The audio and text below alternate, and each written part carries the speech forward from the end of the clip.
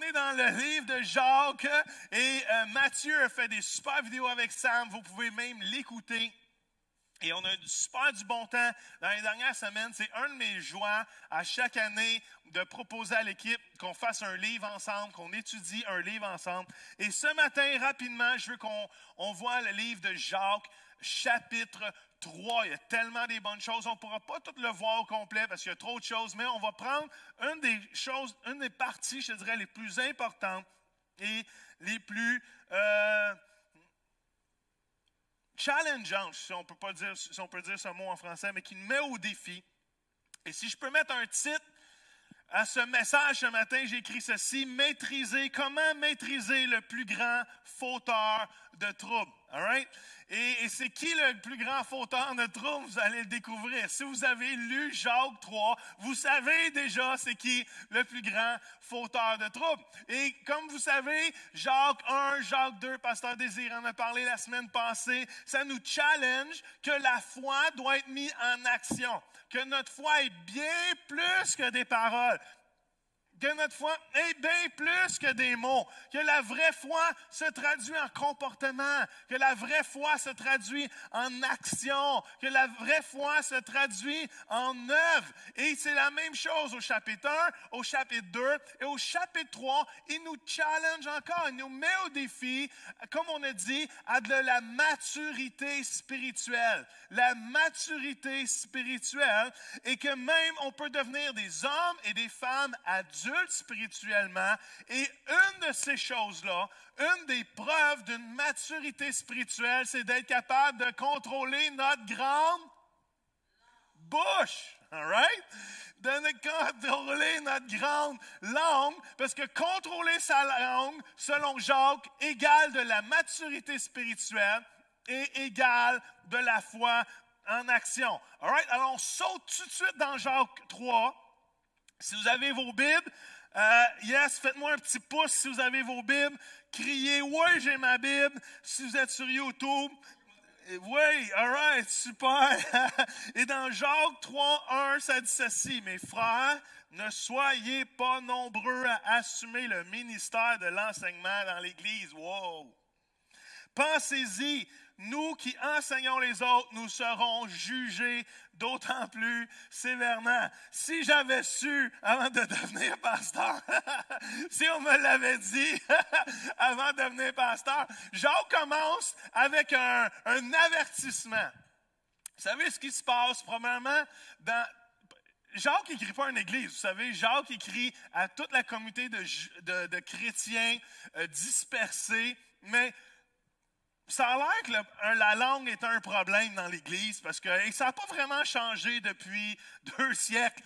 Pourquoi? Parce que même dans Jacques 1, il va dire, soyez lents. Vous vous en rappelez, on en a parlé il y a 2 semaines. Soyez lents à répondre. Soyez lents à parler. Soyez lents à vous mettre en colère. Et tout au long de Jacques, il parle de la langue. Le concept, c'est que des paroles sans action vaut rien. Et il est en train de dire, wow, il est en train de donner un avertissement. Probablement, il y avait beaucoup de gens qui voulaient enseigner dans ce temps-là. Et ça n'a pas changé aujourd'hui. On veut souvent être dans la position d'enseignant, de donner des instructions, de donner des ordres, parce qu'il y a un standing, il y a une reconnaissance avec l'idée d'être en avant peut-être et de dire aux autres ce qu'on pense selon la parole de Dieu. Mais savez-vous quoi? C'est précieux et c'est sérieux ce privilège-là. Et c'est bien plus que de la reconnaissance, c'est une redevabilité. C'est important ce qu'on fait. C'est pour ça que Jean va dire, hey, essayez pas tout le monde d'être des enseignants. Prenez ça au sérieux parce que on va être jugé plus sévèrement. Wow!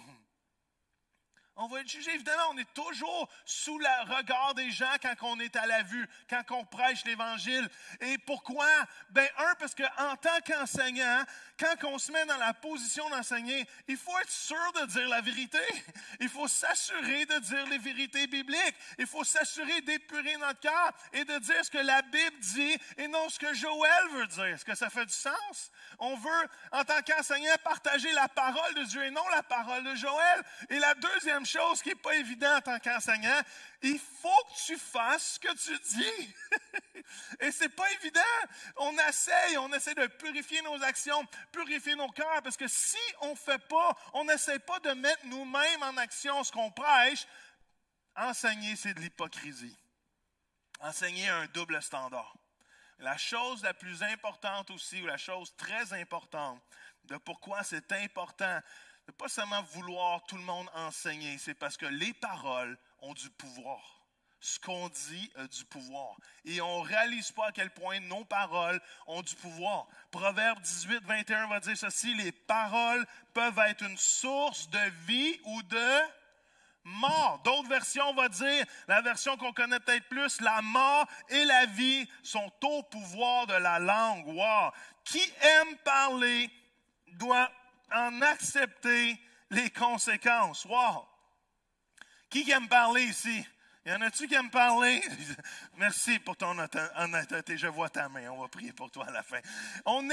Majoritairement, on aime parler. On parle. Et il faut en accepter les conséquences. Hey, est-ce que vous réalisez que la mort est au bout de notre langue, mais que la vie est au bout de notre langue aussi? Est-ce qu'on est capable de réaliser à quel point notre langue a du pouvoir, de la capacité de changer les choses, de bâtir ou de détruire? Et on veut être de ceux, surtout comme enseignant, il y a tellement de fois que j'ai regretté une joke. Personne rit au fait que je regrette une joke, mais c'est pas grave. Et des fois, j'ai dit des choses trop vite même. Des fois, tu dis quelque chose qui te sort de la tête, tu le penses pas pleinement, mais te parler trop vite. J'ai tellement voulu. Et quand c'est sorti, tu voudrais les ramener en dedans, mais il est trop tard. Mais le péché de la langue, c'est pas non seulement pour les leaders ou les enseignants. Le péché de la langue, c'est pour nous tous. Il y a un privilège d'enseigner, mais prendre soin de ce qu'on dit, de ce qui sort de notre bouche, et pour tout le monde. On continue. Jacques 3,2 va dire, « Chacun de nous fait des fautes. » Bonne nouvelle, je ne suis pas tout seul. « Sur bien des points et bien des manières, celui qui ne commettrait jamais de faute dans ses paroles sera un homme ou une femme parvenu à l'état adulte, capable de maîtriser aussi son corps tout entier. » Wow! La chose, c'est qu'on bronche de différentes manières. On a des fautes, on a tous des fautes. On a tous des faiblesses, on a tous des défauts, on a tous des péchés qu'on met sous la grâce de Dieu. On bronche toutes de différentes façons. Et Jacques va dire, la langue est probablement au top du rang de la façon dont on bronche. Et celui qui est capable de maîtriser sa langue, celui qui est capable de faire attention à ce qu'il dit, égale de la grosse maturité spirituelle.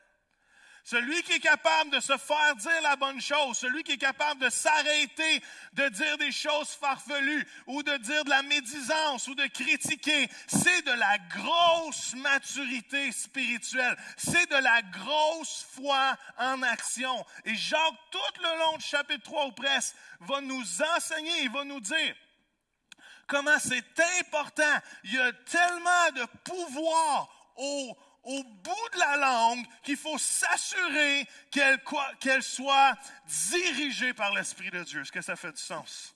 Et Jacques va nous donner 6 illustrations rapides qu'on va voir.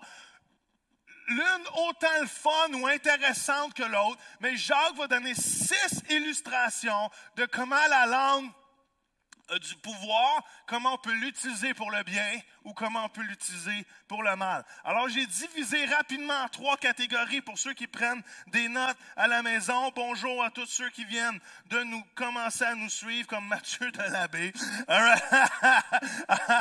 Mathieu est arrivé à la réunion. Mais il chantait, il ne pouvait pas suivre et chanter en même temps.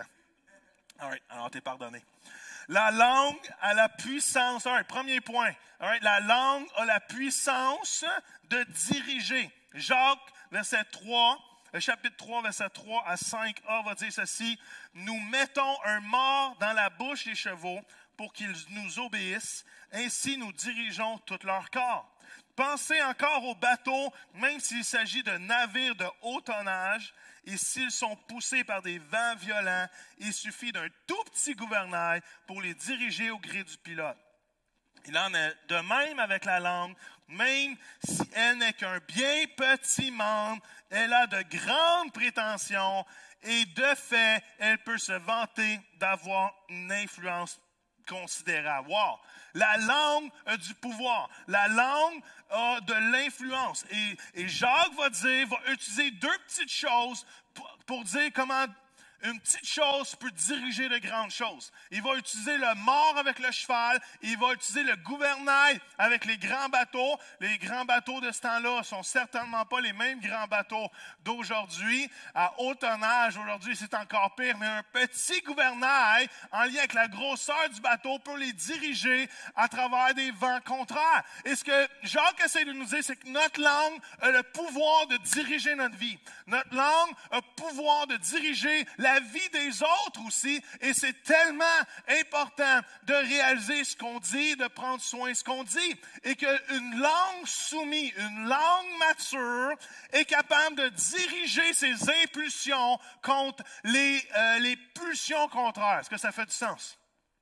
Un mort peut diriger un cheval fougueux et l'emmener dans la direction qu'il veut. Et un gouvernail, malgré les pulsions, les vents contraires, peut emmener un des plus grands bateaux, malgré la résistance du vent, malgré les pulsions contraires, à aller dans une direction. Et Jacques va dire, quelqu'un qui a une langue mature, quelqu'un qui a une parole mature, va être capable de se faire dire des choses qui vont contraire de sa pulsion naturelle. Est-ce que ça fait du sens? Dans le sens que, au moment qu'on a des impulsions, notre langue veut la dire, cette impulsion-là. La langue veut s'exprimer. La colère, la douleur, la frustration, la joie, l'injustice. Mais une langue mature est capable d'aller contre nos impulsions réactionnelles et se faire dire non, c'est pas ça que je vais dire. Je vais diriger ma langue pour dire les choses qui vont bâtir. Amen, Steve? Amen. Et c'est ça la bonne nouvelle, c'est que Dieu nous appelle à soumettre notre langue à une main plus puissante que la nôtre. Est-ce que ça fait du sens? Le mort est dirigé par une autre main. Le gouvernail du bateau est dirigé par une autre main. Et au moment qu'on soumet notre langue au Saint-Esprit, on n'aura pas à s'inquiéter de savoir si on va dire les bonnes ou les mauvaises choses ou dire les bonnes choses de la mauvaise façon. Est-ce que ça fait du sens? Des fois, on veut dire des bonnes choses, mais on le dit de la mauvaise façon, ça fait aussi mal. Et Dieu nous appelle à soumettre notre langue à quelque chose de plus puissant. Le mort dans notre bouche soumis au Saint-Esprit, le gouvernail de nos vies soumis au Saint-Esprit. Comme David, le roi David a eu cette prière, et je prie que ça devienne notre prière pour chacun de nous. Psaume 141:3 dit ceci, que ma bouche, ô Éternel, reste sous ta surveillance. Veille aux portes de mes lèvres. Wow! Est-ce qu'on peut prier comme le roi David et dire, Seigneur, que ma bouche reste sous ta surveillance, que l'Esprit de Dieu surveille ma langue. Saint-Esprit, est-ce que j'ai dit, j'aurais pas dû dire ça? Saint-Esprit, est-ce que je devrais dire ça? L'idée de contrôler sa langue, c'est l'idée de tourner sa langue 7 fois dans notre bouche avant de... Est-ce qu'il y en a qui s'est fait dire ça quand vous étiez jeune? Avant de parler, tourne ta langue 7 fois dans ta bouche. Geneviève a dit oui. À la maison, je pense que c'est générationnel de ma génération. Avant de parler, là, tourne ta langue 7 fois dans ta bouche. Hein, c'est biblique. Et je vous encourage ce matin de soumettre, parce que votre langue dirige vos enfants. La façon dont vous parlez vos enfants, un oui, un non, une parole peut diriger leur vie jusque dans l'éternité, peut les éloigner de Dieu ou les rapprocher de Dieu. Nos bouches dirigent les conversations. Nos bouches, dirigent les résultats des conversations. Est-ce que vous réalisez le pouvoir qui est au sein de la bouche, qui est je ne sais pas comment dire, mais le pouvoir qui est c'est ça. Je vais le trouver après mon message. Mais la langue a tellement de pouvoir qu'elle contrôle les conversations. Vous savez, il dit, on pense qu'on ne peut pas contrôler les conversations. Pas dans un sens de contrôler méchamment ou d'un mauvais contrôle, mais d'en diriger les conversations pour que ça glorifie Jésus, de diriger les conversations pour lui rendre gloire. Proverbe 15:1 va dire, une réponse douce apaise la colère, mais une parole blessante excite l'irritation. Est-ce que vous voyez la différence? Une réponse douce apaise la colère, mais une parole blessante excite l'irritation. Nos paroles dirigent les conversations. Nos paroles ont tellement de puissance qu'ils peuvent apaiser les circonstances ou peuvent irriter les circonstances. Nos paroles peuvent bâtir ou ils peuvent détruire. Nos paroles ont beaucoup d'influence. La langue peut se vanter d'avoir beaucoup d'influence. Prions, frères et sœurs, qu'on dirige les gens, qu'on dirige nos vies dans la bonne direction. Deuxième chose, la langue a la puissance de détruire. Au verset 5, partie B, jusqu'à 8, ça dit ceci. Ne suffit-il pas d'une petite étincelle pour incendier une vaste forêt? La langue aussi est un feu. Elle est tout un monde de mal. Elle est là. Parmi les autres organes de notre corps, elle est capable de souiller notre être entier. Wow! Allumée au feu de l'enfer. Allumée au feu de l'enfer. Elle peut enflammer toute notre existence et mettre le monde en flammes. L'homme est capable de dompter toutes sortes de bêtes sauvages, quadrupèdes, oiseaux, reptiles, animaux. Il en est marin. Il en est effectivement dompté, mais personne n'arrive à dompter parfaitement sa langue. C'est un fléau impossible à maîtriser, un réservoir plein de venin mortel. T'en veux-tu? En v'là! Jacques n'a pas confiance en la langue. Jacques a peut-être été critiqué. Peut-être qu'il a vécu de mauvaises expériences. Mais Jacques, il va dire, une petite étincelle a la capacité de mettre au feu une grande forêt. Et on le voit, on ne vit pas en Californie, mais à tous les étés, on le voit comme en Californie. Et peut-être que vous rappelez ou pas, mais nos amis à Redding qu'on connaît ont vécu un grand feu qui s'appelait le Shasta Fire, le Car Fire, dans la région de Shasta. Et ça a détruit plus d'1 millier de maisons, milliers de familles qui ont été mises à la rue. Savez-vous comment le feu a commencé? En parlant de petite étincelle. Il y a quelqu'un que son nœud a crevé et il a roulé sur le rim et le roulement du rim sur l'asphalte a créé des étincelles qui a mis le feu à la forêt et plus tard, c'est devenu le 6e plus gros feu que la Californie a jamais vécu. Pourquoi? À cause d'une étincelle, d'un nœud crevé sur de l'asphalte. C'est fou! Même on voyait au début des années 1900 comment une maison qui passait au feu, la ville au complet pouvait passer au feu. Une étincelle. Et la langue, frères et sœurs, ça dit que c'est pareil.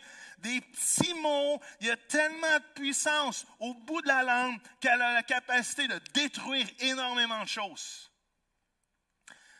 Un petit mot, une petite parole peut détruire plein de vies. J'ai écrit ceci, une parole irréfléchie peut détruire un couple ou une relation. Une parole méchante peut détruire un individu, un enfant. Un raconteur, une critique peut détruire une réputation. Une parole blessante peut ruiner la vie d'une personne, l'amener à la dépression, au découragement, dans une spirale destructive, au suicide.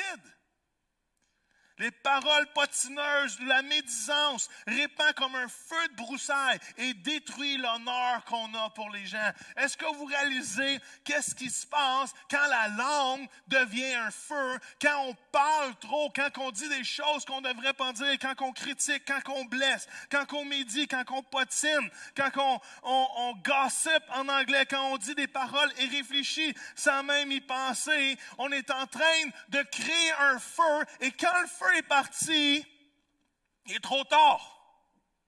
Est-ce que vous réalisez? J'aimerais ça éteindre. Quand le feu est vraiment parti, quand c'est un petit feu, tu peux encore peut-être l'étouffer. Mais quand le feu est parti, tu ne peux pas le reprendre. Tu ne peux pas revenir en arrière. Et des fois, nos paroles sont comme ça. Des fois, la médisance est comme ça. La critique est comme ça. Le feu est parti. Et tu ne peux pas leur prendre les paroles. Tu pourrais demander pardon. Tant que tu veux, tu peux demander pardon à Dieu. Tu ne peux pas rattraper. Parce que la médisance, la parole de Dieu va dire, c'est comme un bonbon. On s'en délecte. Et les gens continuent. Parce qu'on parle trop aujourd'hui. Et Jacques adresse un sujet qui est encore là dans l'Église aujourd'hui. Et ça dit même, allumée au feu de l'enfer. Elle peut enflammer toute notre existence et mettre le monde en flamme. Est-ce que vous savez que même en tant que chrétien, il s'adresse à des chrétiens, notre langue peut être enflammée par l'enfer. Les choses qu'on dit, même si on aime Jésus de toute notre être, de tout notre cœur, de toutes nos pensées, des fois, notre langue est enflammée par l'enfer. Même Pierre, le disciple de Jésus va lui dire, « Hey man, ce que tu es en train de dire, ça ne vient pas de Dieu, là. C'est en train de venir de Satan. » C'est Pierre, c'est le disciple de Jésus. Ça fait 3 ans qu'il marche avec, qu'il voit tout faire. C'est le disciple de Jésus. Et Pierre réussit à se faire, pas réussit, mais il se fait avoir, si on peut dire, par Satan. Matthieu 16 va dire ceci, Pierre l'a pris à part, il prend Jésus. Jésus vient d'annoncer, pour vous mettre dans le contexte, d'annoncer qu'il va aller à Jérusalem, qu'il va se faire crucifier. Et Pierre le prend à part et se mit à faire des reproches à Jésus, que Dieu t'en préserve, Seigneur, il ne faut absolument pas que cela s'arrive, de se faire crucifier. Mais Jésus, se retournant, lui dit, va-t'en, arrière tentateur, par parole de Satan, tu me tends un piège. Tu sais, quand tu as une relation proche avec quelqu'un depuis 3 ans, puis il te dit ça, ça casse la bulle. Ça casse la bulle d'amitié, tu sais. Arrière de moi, Satan. Et il va dire ceci, tu veux me faire hésiter sur le chemin à prendre et me détourner de celui que Dieu a fixé pour moi, car tu vois les choses du point de vue des hommes et non de celui de Dieu. Wow!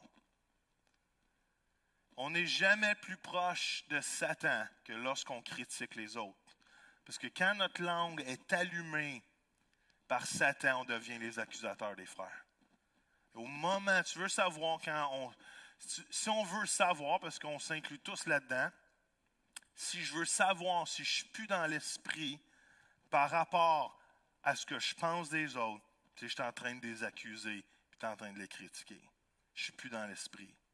Parce que je vois selon mes yeux au lieu de voir selon la perspective de Dieu.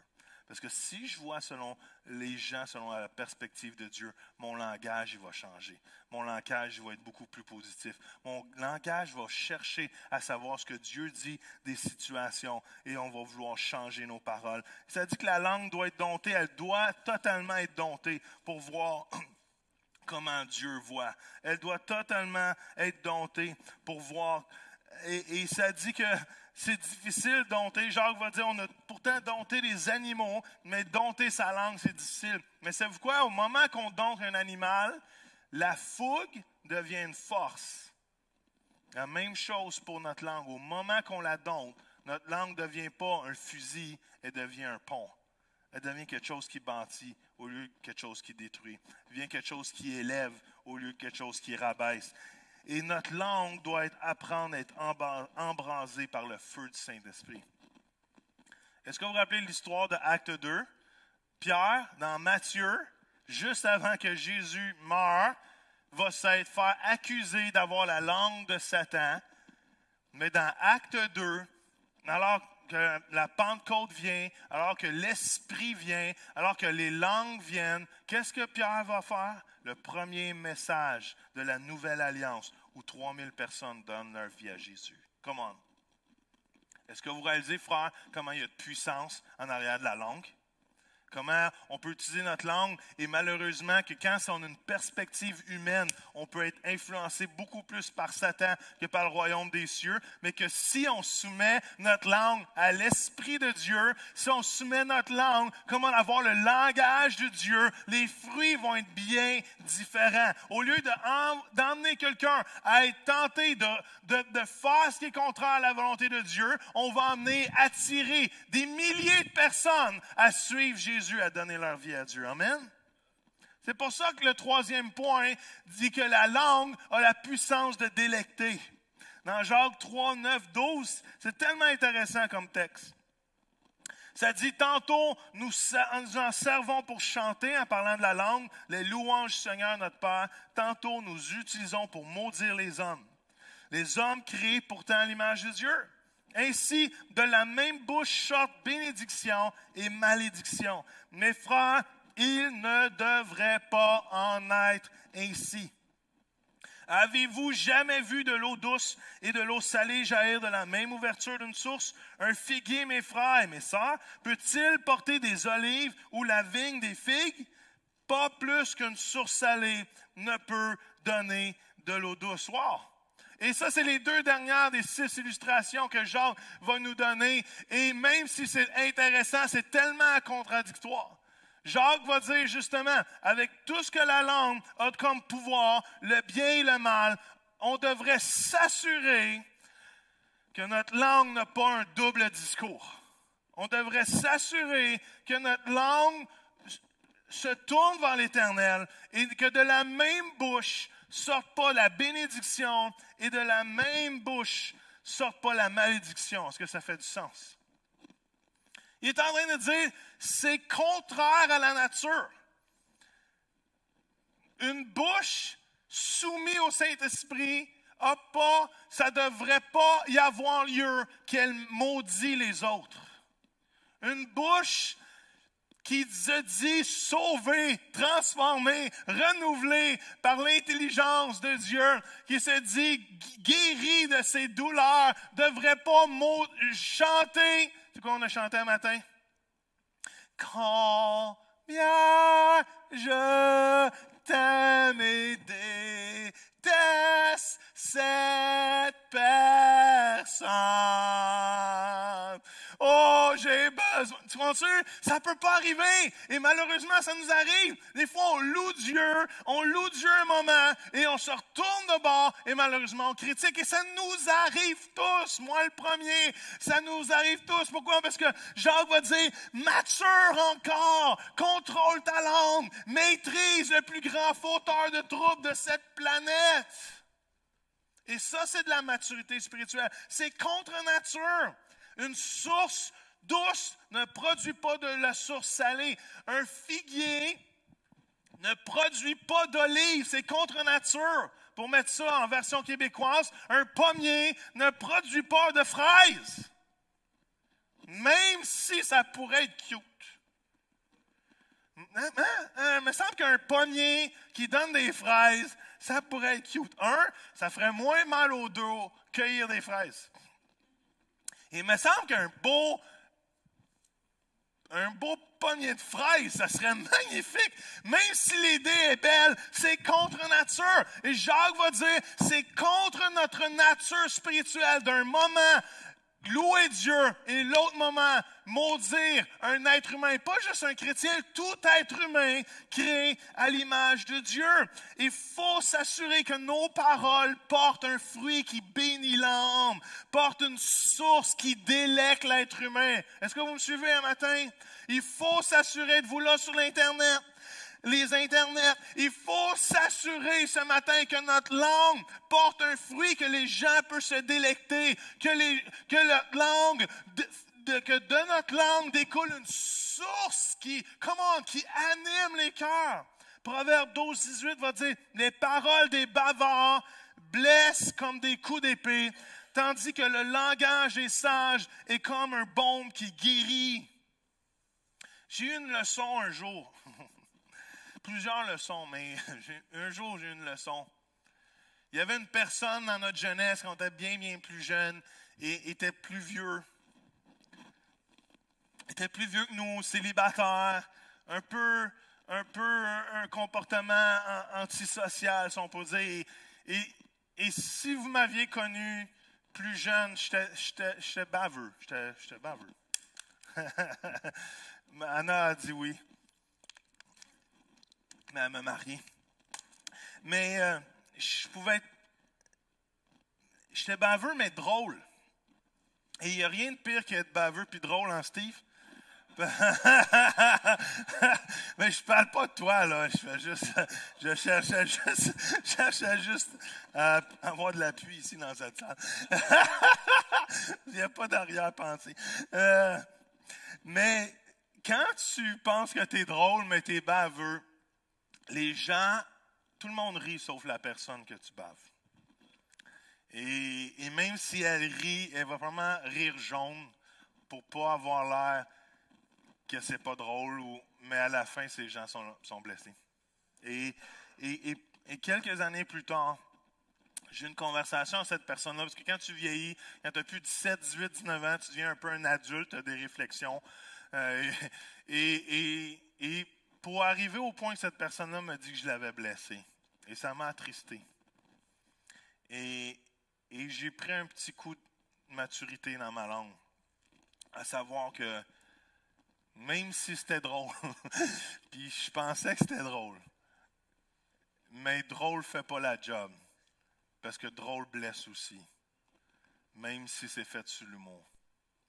Et notre langue, est-ce qu'on peut s'assurer que notre langue soit un baume de guérison pour les gens? Comme j'ai dit, les paroles des bavards, des fois j'étais très bavard, blessent comme des coups d'épée, tandis que le langage des sages est comme un baume qui guérit. Écoutez bien Éphésiens 4, 29 et je finis très rapidement. Paul va dire refusez de participer aux calomnies. Ça veut dire restez pas là pendant que les autres critiquent les autres. Refusez de participer à ça. Va-t'en, sauve-toi. Parce que même si tu restes, tu es en train de l'écouter. Puis quand tu l'écoutes, ça change comment tu vois les gens. Ne laissez aucun propos blessant, aucun Internet, avez-vous compris? Ne laissez aucun, c'est même pas 2, 3, c'est aucun propos blessant ou inconvenant ou simplement inutile franchir le seuil de vos lèvres. On a dit que l'esprit pouvait garder nos lèvres. Cherchez, ça veut dire qu'il y a un effort à faire. Cherchez les mots qui aident et qui encouragent. Que chacune de vos paroles contribue au progrès spirituel des autres. Dites à propos, elles pourront être le moyen par lequel Dieu bénira ceux qui vous entendent. Wow! Est-ce que vous réalisez que Dieu veut bénir les gens à travers vos paroles? Les gens vont entendre vos paroles et Dieu va utiliser ces paroles-là pour les bénir. Wow! Dieu, oh, come on! Notre bouche et nos mots sont une planche de surf sur laquelle Dieu veut aller bénir les gens. Dieu veut surfer sur nos mots. Dieu veut surfer sur nos paroles pour bénir les gens. Frères et sœurs, qu'aucune parole, je sais que c'est un défi pour nous tous. Et je finis avec ça. Le problème de la langue n'est pas nécessairement la langue. Le problème de la langue, c'est un problème de cœur. Matthieu 12, 34 va dire ceci. En effet, la bouche exprime ce dont le cœur est plein. Est-ce qu'on le voit? En effet, la bouche exprime ce dont le cœur est plein. La bouche va dire ce qui remplit nos cœurs. Quand on parle peur, notre cœur est rempli de peur. Quand on parle doute, notre cœur est rempli de doute. Quand on parle critique, probablement notre cœur est rempli de blessures. Quand on parle mépris, c'est parce que vraiment notre cœur est rempli d'amertume. On peut reconnaître ce qui est au fond de l'être humain parce qu'il sent de sa bouche. Si vous êtes avec moi, je connais mes amis, je sais ceux qui sont proches avec moi, je sais qu'ils sont capables de déterminer quand je parle dans la foi ou quand je parle dans l'incrédulité. Je sais que mes amis proches sont capables de déterminer quand je parle dans mes blessures ou je parle dans l'amour. Pourquoi? Parce que plus qu'on se tient avec quelqu'un, la bouche va dévoiler ce qui est au fond de notre cœur.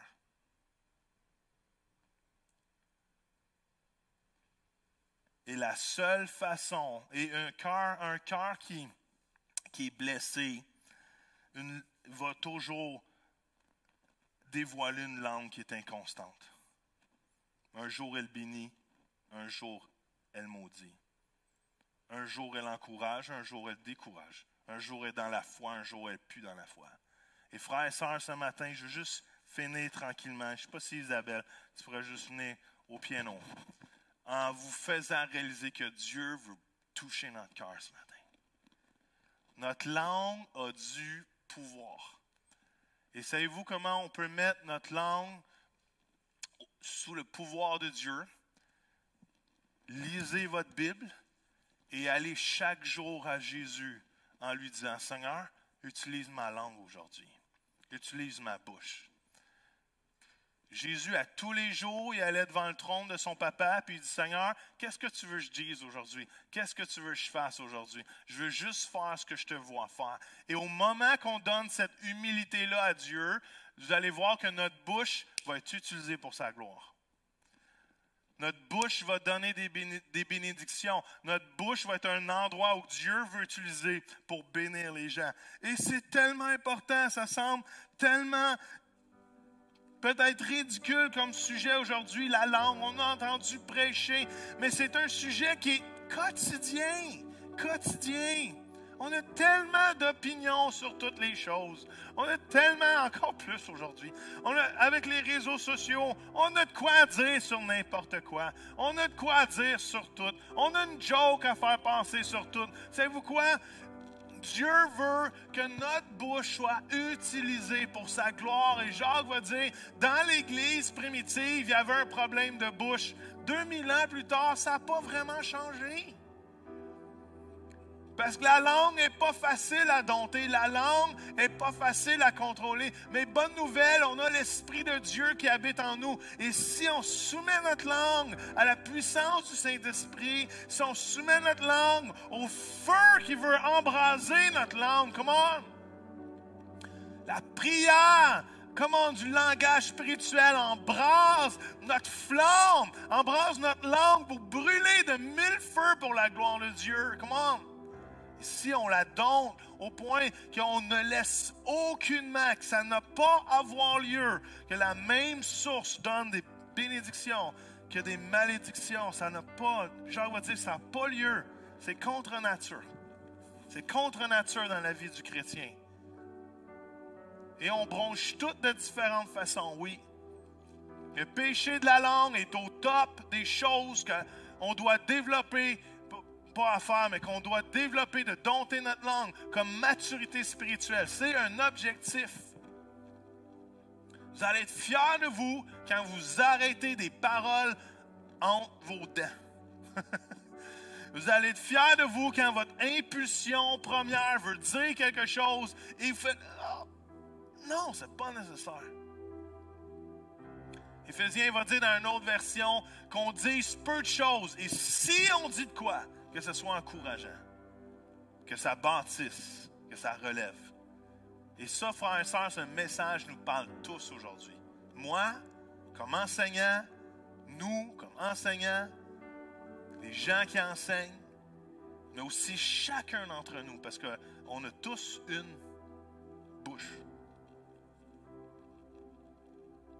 Et Seigneur, je te prie, Seigneur, que tu nous parles ce matin, alors qu'on termine ce message. J'espère que vous êtes encore là et que vous écoutez ce matin parce que Dieu veut vous parler. Dieu veut utiliser votre bouche pour diriger les gens pour plus près de Dieu. Dieu veut utiliser votre bouche non pour détruire, mais pour guérir et bâtir. Dieu veut utiliser votre bouche quand quelque chose sort de vous, les gens soient délectés. Et que Dieu utilise chacune de nos paroles pour bénir autant le croyant que le non-croyant. Je le sais que quand on encourage, quand on voit le trésor dans lequel qui sont les gens, quand on a les yeux de Dieu, comme Jésus a dit, man, comme Jésus a dit à Pierre, tu n'es pas dans l'esprit présentement. Tu es sous l'influence de Satan présentement. Pourquoi? Parce que tu vois selon tes yeux, tu ne vois pas selon les yeux de Dieu. Et c'est une petite chose qui pourrait changer tout ce qui sort de notre bouche. Seigneur, apprends-nous à avoir la perspective des cieux. Parce que quand on a la perspective des yeux, tout devient possible. Quand on a la perspective des cieux, la joie remplit notre cœur. Quand on a la perspective des cieux, on voit ce que Dieu veut faire et non ce que l'ennemi veut faire. On peut changer, les circonstances. Quand notre langue est soumise au Saint-Esprit, comme le chant qu'on chante, le Saint-Esprit, quand le Saint-Esprit vient, tu changes l'atmosphère. Et notre langue peut changer les atmosphères. Il change les conversations, change l'esprit des conversations, change les sentiments dans les conversations, change les doutes, change la colère, l'animosité, adoucit. On est des porteurs de paix par notre langue. Et Seigneur, je te prie de nous toucher ce matin. Je te prie que le message de Jacques soit percutant pour nos vies. Un message qui est encore vrai pour aujourd'hui. Encore pertinent pour chacun d'entre nous. Et combien de fois on bronche de différentes façons. Mais Seigneur, aide-nous. Rappelle-nous. Viens et sois surveille, Seigneur. Surveille ma bouche. Aide-moi, Seigneur. Aide-nous, Seigneur, à maturer, Seigneur, avec notre langue, Seigneur. Et pas seulement d'arrêter de dire des choses mauvaises, mais de commencer à dire des choses bonnes. Commencer à relever les gens, bâtir les gens, propulser les gens, encourager les gens, guérir les gens, diriger les gens par ta gloire. Pour ta gloire. Et Seigneur, purifie la source de notre cœur ce matin. Est-ce que vous pouvez le dire avec moi à la maison ici? Seigneur, purifie la source de mon cœur. Parce que si les paroles viennent de mon cœur, Seigneur, purifie mon cœur. Purifie mon cœur. Purifie mes intentions, purifie mes yeux, la façon dont je vois les gens. Purifie mon cœur des douleurs, des blessures qui minent la façon dont je parle, Seigneur Dieu. Purifie chacune de nos vies, Seigneur. Dans ton nom, je te prie. Amen.